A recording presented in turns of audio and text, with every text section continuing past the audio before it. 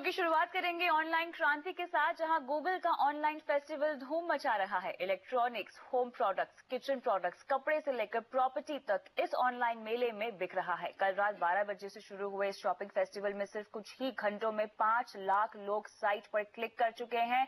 दूसरी तरफ यूट्यूब भी कल बड़े ऐलान की प्लानिंग में है। इन दोनों खबरों पर बात करने के लिए हमारे साथ है सहयोगी धीरज अग्रवाल और हमारे टेक गुरु अभिषेक तेलग। सबसे पहले धीरज, आपके पास मैं आती हूं। ये बताएं कि गूगल के शॉपिंग फेस्टिवल को कैसा रिस्पांस मिल रहा है, कौन कौन सी चीजें हैं जो बिक रही हैं और डिमांड किसकी ज्यादा है? देखिए, गूगल का ये जो ऑनलाइन शॉपिंग फेस्टिवल है, बहुत ही बेहतरीन रिस्पांस इसको मिल रहा है।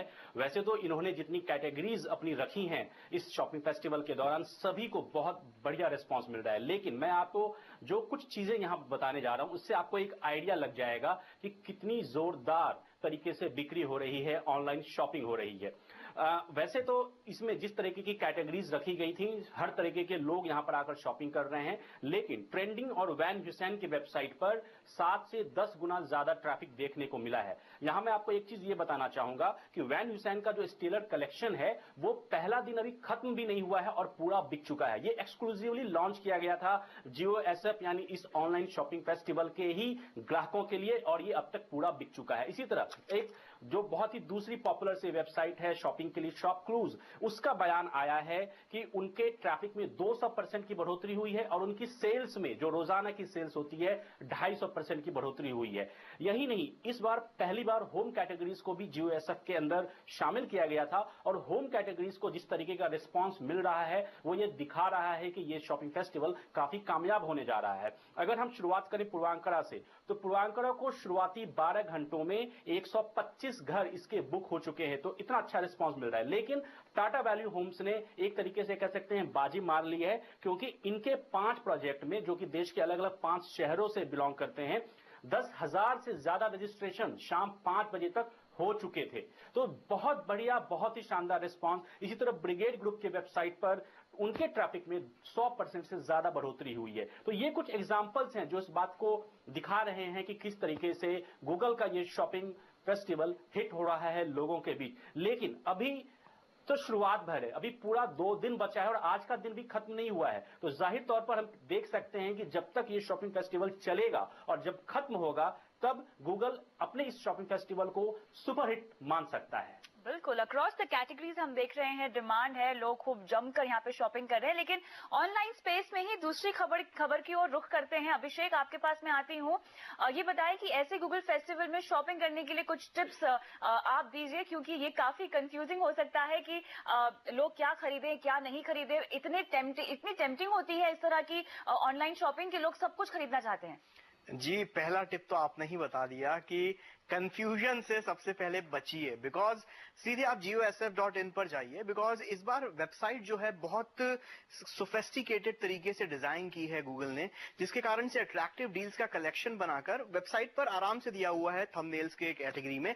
आप जितनी अलग अलग वेबसाइट्स पर जाएंगे उतना ज्यादा कंफ्यूजन आएंगे, तो कंफ्यूजन बिल्कुल मत कीजिए। इसके अलावा वो कहते हैं ना, एकता में शक्ति होती है, तो उसी तरीके से ये बात शॉपिंग पर भी लागू होती है। अब जब इतना भयंकर रूप से आपको शॉपिंग करने का मौका मिल रहा है, ऑनलाइन शॉपिंग करने का, तो ऐसे में आप जितने भी परिवार के लोग हैं या जितने लोग शॉपिंग करना चाहते हैं, सब अलग अलग कंप्यूटर्स पर अलग अलग कैटेगरीज में अगर डील्स देखेंगे तो ज्यादा अच्छी डील्स आप पा सकेंगे। टिप नंबर 3 जो मैं बताना चाहूंगा वो ये है कि बेसिकली आप जो है सबसे पहले तो आप ये कीजिए कि कंप्यूटर मतलब 299 वाला जो कॉर्नर है उसे मिस बिल्कुल भी मत कीजिए। बिकॉज 299 वाले में, जैसे धीरज ने भी बताया, कई चीजें मिल रही हैं और इसे मिस करना बिल्कुल भी मत मिस कीजिएगा। टिप नंबर 4 है कि फालतू की शॉपिंग बिल्कुल भी ना करें, क्योंकि इतनी जब ढेर सारी कैटेगरीज होती हैं और चीजें सस्ते में मिल रही होती हैं, तो आप भी कंफ्यूज आ जाते हैं। तो बेटर है विशलिस्ट बनाएं और वो खरीदें जिसकी सच में जरूरत है। फालतू की खरीदारी करके आपके पैसे भी जायज आएंगे और घर में फालतू का सामान भी बढ़ेगा। Last but not the least, comparison कर ही कोई भी चीज खरीदें। बिकॉज किस वेबसाइट पर कितने का मिल रहा है ये देखना बहुत जरूरी है, कहीं आप महंगे में तो नहीं खरीद रहे हैं। क्लियरली यहाँ पर, लेकिन जो शॉपोहॉलिक्स होते हैं मेरे ख्याल से उनके लिए एक और टिप मैं देना चाहूंगी, वो ये है कि आप बजट बना के शॉपिंग कीजिए, जो कि ऑनलाइन में कभी कभार मुश्किल होता है, लेकिन ट्राई कीजिए। आगे बढ़ते हैं और अभिषेक, दूसरी बड़ी खबर जो आप ही लेकर आए हैं, ये बताइए यूट्यूब भी कल कुछ खास लॉन्च करने की तैयारी में है, कल कुछ खास अनाउंसमेंट होने वाली है, क्या डिटेल्स हैं आपके पास? देखिए क्या खास लॉन्च होने वाला है ये तो कल ही मालूम चलेगा, मैं तो अटकल लगा रहा हूं। लेकिन इतना जरूर है कि YouTube कुछ तो बड़ा करने जा रहा है, बिकॉज कल मुंबई में YouTube की जो प्रेस कॉन्फ्रेंस है, हमें ईमेल इनवाइट YouTube ने 2 दिन पहले भेज दी थी और हमसे बार बार पूछा भी गया कि इस प्रेस कॉन्फ्रेंस को हम लोग अटेंड करेंगे भी या नहीं, जिससे ये तो लग रहा है कि भाई कुछ तो बड़ा होने जा रहा है कल। और जहां तक मुझे लगता है कि YouTube शायद कल अपनी ऑफलाइन सर्विस भारत में लॉन्च कर दे। YouTube ने अपनी इस ऑफलाइन सर्विस को पिछले साल नवंबर में यूएस में लॉन्च किया था, और इस साल सितंबर में गूगल ने जब एंड्रॉइड 1 की प्रेस कॉन्फ्रेंस हुई थी तब इस बात का हिंट भी दिया था कि भारत में इस तरीके की सर्विस जल्द ही आ सकती है। अब यहां मुझे यह लग रहा है कि शायद YouTube ऑफलाइन कल इंडिया में भारत में लॉन्च हो जाएगा। अब ये सर्विस बेसिकली है क्या? ये आपके स्मार्ट डिवाइस में YouTube के ऑफिशियल ऐप के जरिए काम करती है, जिसमें आप किसी भी वीडियो को ऐड टू डिवाइस नाम के ऑप्शन से उस ऐप के अंदर सेव कर सकते हैं। ये ऑप्शन अगर ये होता है ऑफलाइन सर्विस तो कल आपके स्मार्ट डिवाइसेस में आ जाएगा, और उन वीडियोस को जो आपने ऐड टू डिवाइस किए हैं उन्हें आप ऑफलाइन देख सकते हैं अगले 48 घंटे तक। अब जहां इंडिया में हमेशा नेटवर्क कनेक्टिविटी की बहुत परेशानी रहती है, ऐसे में इस तरीके की सर्विस से काफी फायदा होगा। जैसे कि आप ट्रैवल करते वक्त नेटवर्क नहीं मिलता तो वहां भी आप यूट्यूब कंटेंट का मजा ले पाएंगे, बफरिंग एकदम खत्म हो जाएगी। अब सवाल यह कि YouTube को इससे आखिर क्या फायदा होने वाला है? देखिए अभी आज की तारीख में अगर आप ऑनलाइन YouTube के 5 वीडियो ही देख पाते हैं तो इस ऑफलाइन सर्विस के बाद आप 20-25 वीडियो देख पाएंगे एक दिन में। इसके साथ ही YouTube वीडियो के साथ साथ एडवर्टाइजमेंट भी ऑटोमेटिकली सेव हो जाएंगे आपके डिवाइस के ऊपर, जिससे YouTube और कंटेंट क्रिएटर दोनों पैसा कमाएंगे। At the end of the day फायदा तो भैया गूगल को होगा, YouTube को होगा, और हमें कंज्यूमर्स को मिलेगा नॉन स्टॉप एंटरटेनमेंट, वो भी बफरिंग के बिना। क्लियरली यानी सभी के लिए ये एक विन विन सिचुएशन ही निकल कर आ रही है। चलिए शुक्रिया आप दोनों का ही इस खास चर्चा में शामिल होने के लिए। और ट्विटर ने भी एक इनोवेशन किया है। ट्विटर ने अपनी 2014 की खास लिस्ट ट्विटर दिस ईयर 2014 के नाम से जारी किए हैं। क्या है इस लिस्ट की की फाइंडिंग्स, आइए देखें। 140 कैरेक्टर्स में अपने मन की बात कहने की आदत हम में से हर किसी को है। हमारे पीएम साहब को ये आदत है, इस नाचीज को ये आदत है। इन शॉर्ट आप हम सब 140 कैरेक्टर्स में हर दिन हर रोज ट्विटर पर ट्विटर आते हैं।